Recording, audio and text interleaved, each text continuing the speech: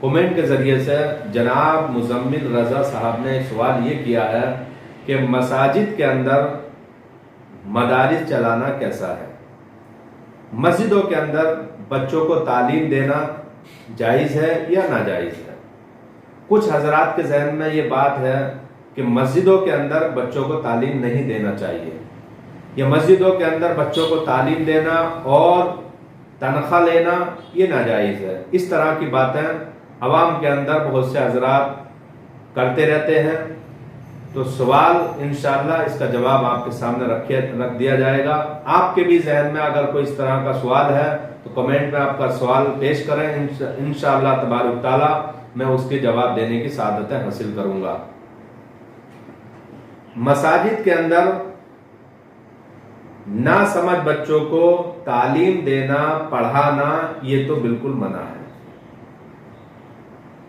اگر مسجد کے اندر سمجھدار بچے آتے ہیں اور مدرس کوئی تنخواہ نہیں لیتا ہے تو یہ جائز ہے، اور اگر مدرس کو تنخواہ دی جاتی ہے، بچوں کو پڑھانے کی تنخواہ دی جاتی ہے، مدرسہ چلانے کی تنخواہ دی جاتی ہے الگ سے، تو یہ کار دنیا ہے، دنیاوی کام ہے، یہ منع ہے، کیونکہ مسجد کے اندر دنیاوی کام کرنا یہ حرام ہے۔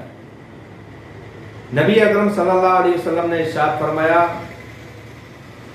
جنبوا مساجدکم وصبیانکم ومجانینکم،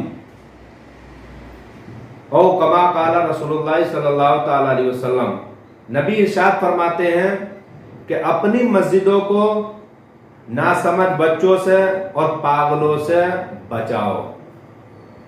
تو سب سے پہلی چیز تو آپ یہ یاد رکھیں، بچوں ناسمجھ جو بچے ہیں ان کو مسجد کے اندر لانا ہی منع ہے، کیونکہ وہ پاکی ناپاکی کا خیال نہیں کریں گے، مسجد کا آداب نہیں کر پائیں گے، اس لیے ان بچوں کو مسجد کے اندر لانا ہی، چاہے پڑھنے کے لیے لانا یا نماز پڑھنے کے لیے لانا، دونوں ہی صورتوں میں منع ہے۔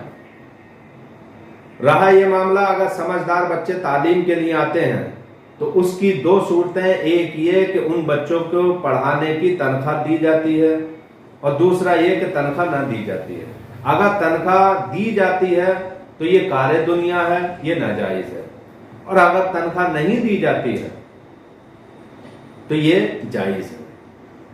اور اعلیٰ حضرت مجدد دین و ملت کنز الکرامت جبل الاستقامت فتاوی رضویہ جلد 6 کے اندر تحریر فرماتے ہیں کہ نہ سمجھ بچوں کو مسجد کے اندر پڑھانا یہ ممانعت ہے، اور آپ نے جو حدیث میں نے آپ کے سامنے رکھی اس کو نقل فرمایا کہ دنیاوی کام مسجد کے اندر کرنا یہ حرام ہے۔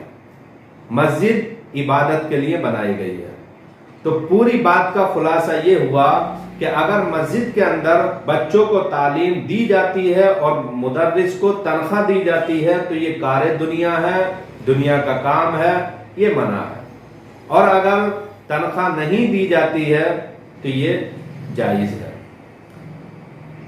کیوں؟ اس لیے کہ مسجد کو جو ہے اللہ تبارک تعالیٰ کی عبادت کے لیے بنایا گیا ہے۔